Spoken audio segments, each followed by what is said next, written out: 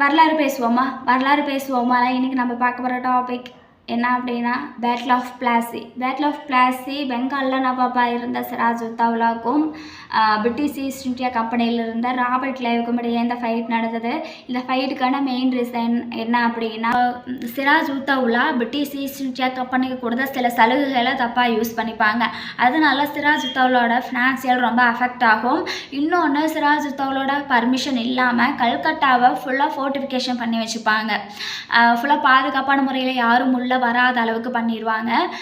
இன்னொன்று, ஃப்ரெஞ்சுக்கும் பிரிட்டிஷுக்கும் யூரோப்லேயே ஃபைட் நடந்துக்கிட்டு இருக்கும். அந்த ஃபைட் இந்தியாவுக்குள்ளேயும் இருக்கும். அதனால் பிரிட்டிஷ் என்ன நினைப்பாங்கன்னா, ஃப்ரெஞ்சு இங்கே கம்பெனியை ஸ்டார்ட் பண்ணக்கூடாது அப்படிங்கிற ஒரு தாட் இருக்கும். கம்பெனியில் ராபர்ட் கிளைவ் சிராஜுத்தௌலாவோட வீக்னஸை யூஸ் பண்ணிக்கிட்டு அவரோட அதிகாரத்தை தன்னோட கண்ட்ரோலில் கொண்டு வரணும் அப்படிங்கிற ஒரு பிளான் பண்ணுவார்.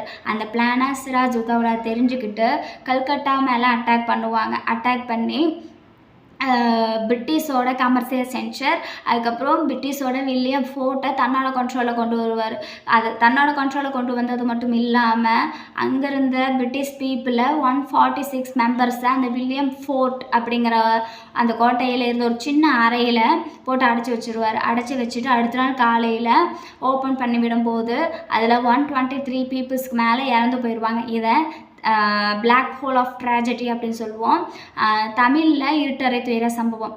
ஃபைனலாக 1757 ஜூன் 23 சிராஜுத்தௌலாவுக்கும் பிரிட்டிஷ் ஈஸ்ட் இந்தியா கம்பெனிக்கும் பிளாசி அப்படிங்கிற ஒரு இடத்துல ஒரு பெரிய ஃபைட் நடக்கும். அந்த ஃபைட்டில் ராபர்ட் கிளைவ் சிராஜுத்தௌலாவை டிஃபீட் பண்ணிவிட்டு அந்த பேட்டிலில் வின் பண்ணிடுவாங்க சொல்கிறோம். இந்த பேட்டில் ஆஃப் பிளாசியில் சிராஜுத்தௌலா தோற்று போனதுக்கான ஒரு முக்கிய காரணமாக இருந்தது என்ன அப்படின்னா, British East India company Sirajuddaulah கூட இருந்த மிர் ஜஃபர் அப்படிங்கிற ஒருத்தருக்கு லஞ்சம் கொடுத்து கரெக்ட் பண்ணிடுவாங்க.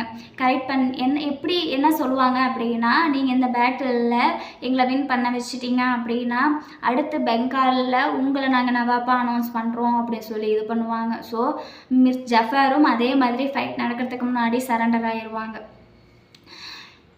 இந்த மாதிரியான சில விஷயங்களை யூஸ் பண்ணிக்கிட்டு தான் பிரிட்டிஷ் கொஞ்சம் கொஞ்சமாக தன்னோட கண்ட்ரோலில் இந்தியாவை கொண்டு வந்தாங்க.